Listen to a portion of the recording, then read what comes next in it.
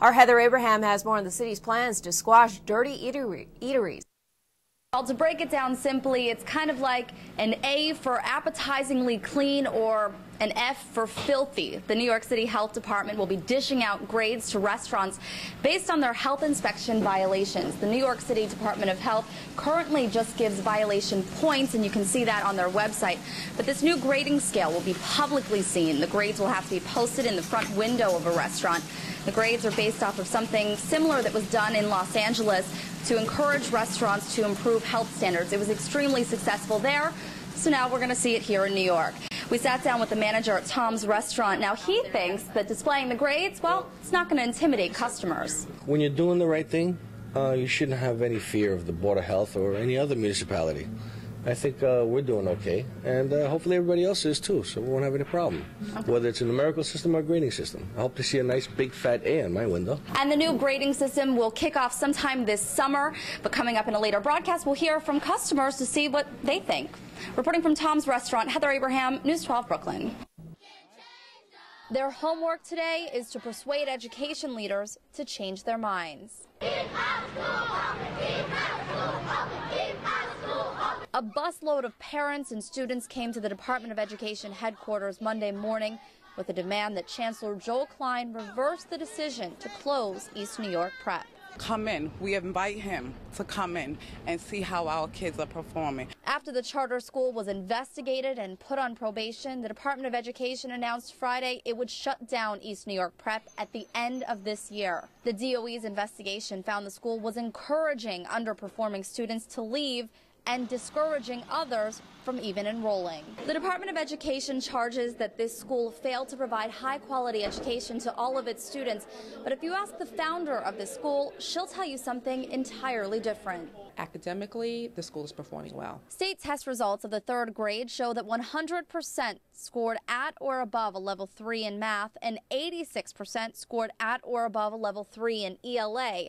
That's why parents question the reasoning behind closing East New York Prep. I think it's totally wrong because the children's education is what matters, not anything else. We should be able to come to the table together and come up with sort of a plan to keep the school moving in the right direction and to certainly keep the school open. Heather Abraham, News 12 Brooklyn. Where some trees are blocking roadways days later. Heather, what's it like out there? Yeah, well, let's start counting. We're now on day 3 of cleanup after that terrible storm on Saturday, and there's still a lot of work to do. I want you to take a look at this, how unbelievably big this tree is here on Stewart Street, laying right across the block, blocking the street completely. And there's other trees still down in this park, cars stuck underneath the trees that are on the roadways. Cleanup obviously will continue today to get rid of these huge trees. Yesterday, we caught crews out here in Marine Park shredding and chopping dozens of other old oak trees that had fallen during that storm. The park was a disaster zone completely. Some neighbors had estimated around 50 trees had come down during those soaking rains and strong winds. And driving around, we're even still seeing some trees laying down on houses, on rooftops.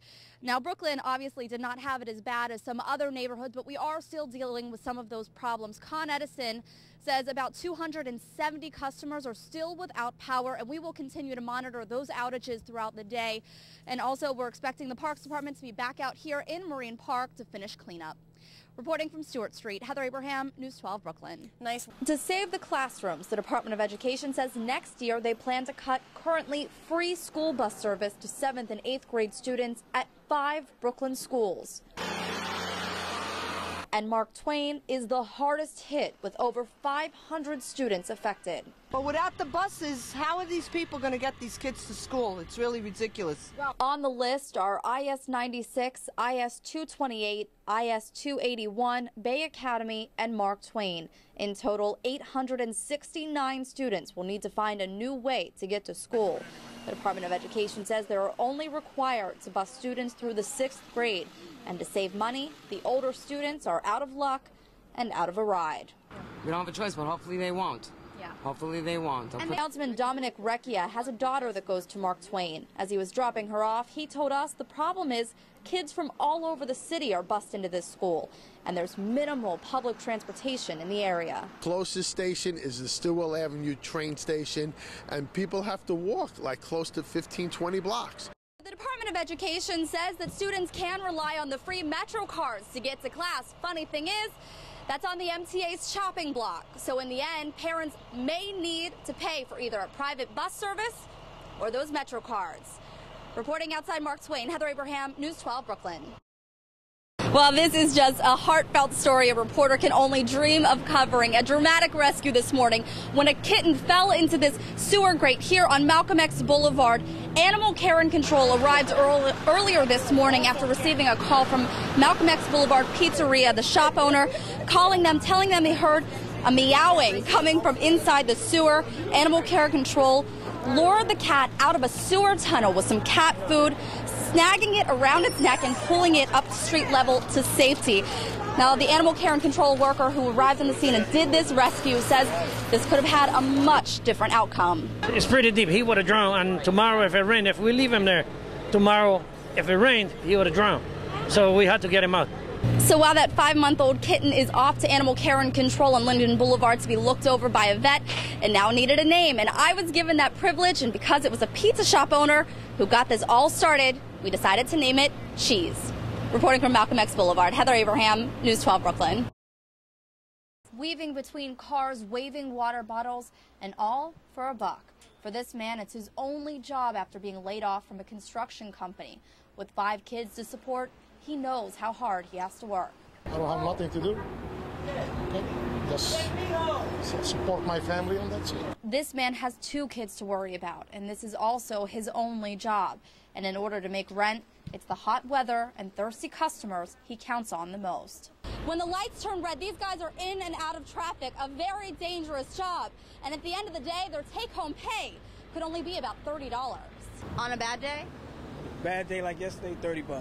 $20, $20, $30. This is Ahmad Wilson's first summer selling water to traffic. Like the others, he too is a father. On my days off, this is what I do. I have 7 children, so every extra helps. Ahmad shows us his license, something he says few vendors actually have.